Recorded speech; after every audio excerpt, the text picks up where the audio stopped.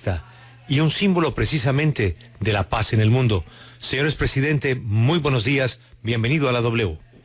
Buenos días, es un gusto saludarlos a ustedes y a través de ustedes al pueblo colombiano. Señores presidente, gracias. ¿Usted por qué cree que nuestro proceso de paz está en serias dificultades? Por la cantidad de líderes sociales que han fenecido en circunstancias medias inexplicables y que hablan de que hay un clima que por lo visto no se puede dominar. Desde el exterior tenemos una visión de que el proceso tiene enormes dificultades para poder avanzar. Porque seguramente que hay contradicciones dentro de la sociedad colombiana que generan resistencia.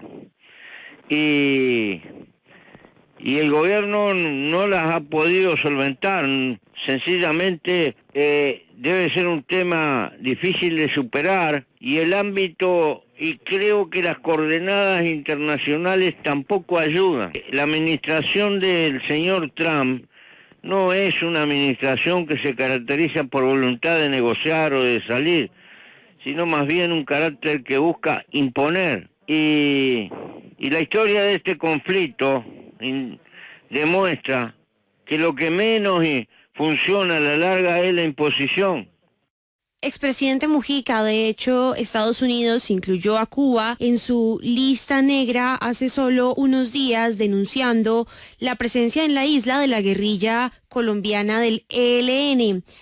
Cuba ha sido sin duda escenario y facilitador para acercamientos y negociaciones entre el gobierno colombiano y las guerrillas. ¿Cómo cree que se verá afectada esta relación bilateral después de la intervención de Estados Unidos? Seguramente que no la favorece. Problemas sobran, pero naturalmente que se multiplica la desconfianza y ese es un factor que opera en cuanto a los procesos de negociación. Lo que pasa es que en su historia el pueblo colombiano ha pagado un precio tan enorme que muchos de los problemas sociales que tiene es el costo de una guerra interminable. Porque las guerras significan desperdiciar recursos que no se pueden gastar en políticas sociales y eso a su vez genera malestar. Salir de la lógica de la guerra es una necesidad socioeconómica evidentemente del pueblo colombiano, pero también se ha quedado una cultura de la desconfianza muy fuerte, que está poniendo obstáculos. Expresidente Mujica, pasemos ahora a la coyuntura latinoamericana. Antes de la pandemia, en América Latina ya se registraba un lento crecimiento de la economía, con altas tasas de pobreza extrema, con mucha desigualdad y conflictos sociales crecientes. Sí, señor. ¿Cómo ve usted el panorama? Es el continente más injusto que hay arriba de la tierra. El peor reparto de los bienes. Así es, y ahora durante la pandemia pues esto se evidenció aún más.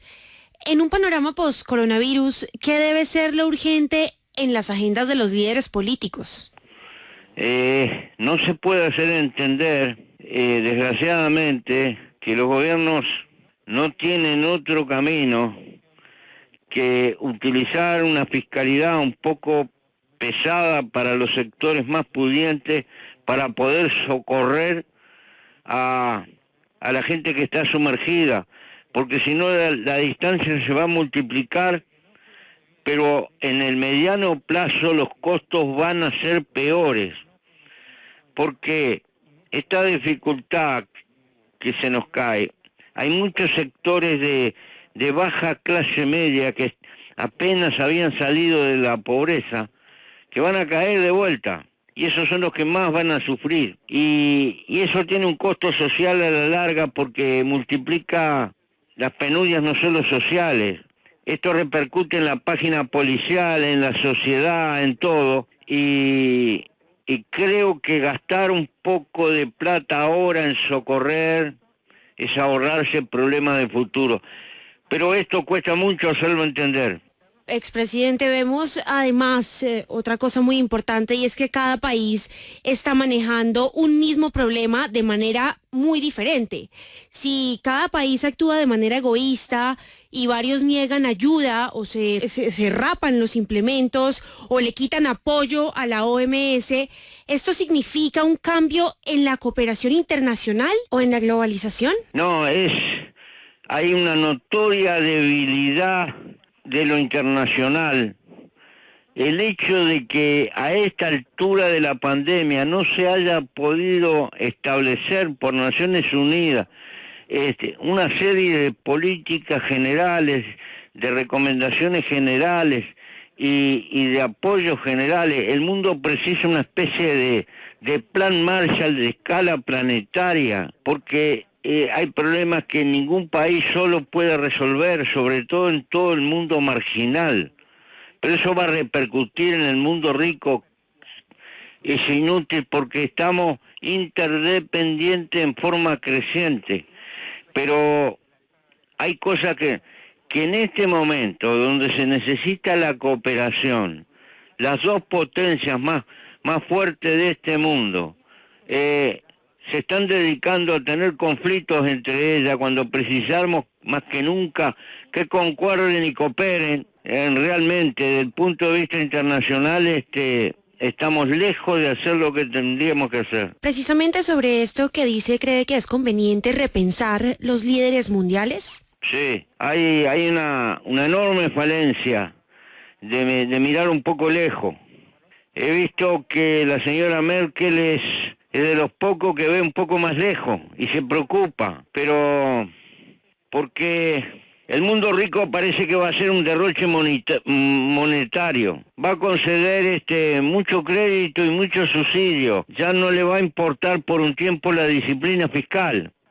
El nivel de endeudamiento del gobierno americano, del gobierno japonés, de buena parte de los gobiernos europeos va a ser inconmensurable.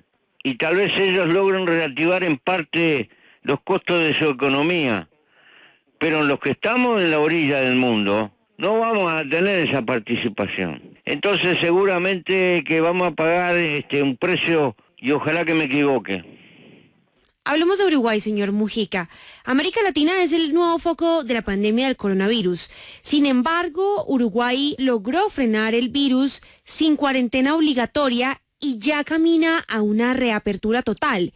¿Cree que Uruguay es, como dicen, un caso de éxito? Lo que pasa es que Uruguay tiene un sistema de salud pública de hace mucho tiempo, eficiente y caro. Es un país de poca población, tiene buena comunicación, prácticamente la computadora llega a todas las partes del país, al punto que más del 90% de los niños que no fueron a una escuela están intercomunicados con sus maestros. Y me estoy refiriendo a la escuela pública. Tiene una cantidad de cosas que constituyen un soporte que le hizo más fácil cumplir con ciertas decisiones que se tomaron. El Uruguay es un pequeño país que siempre repartió bien en el contexto de lo que es América Latina, vamos a entendernos. Y entonces cosas que parecen milagrosas no son milagrosas. Esto se da en otros aspectos. El Uruguay va a ser el único país de América que tiene prácticamente 14 millones de vacas registradas con su identidad y un número, a tal punto que le podemos vender un pedazo de carne y le contamos la historia de esa vaca. Entonces, toda esa cantidad de cosas ayudan en una situación como esta. En cambio, aquellos países que tienen inmensas áreas con servicios de salud débiles y todo lo demás, tienen dificultades mayores, claro.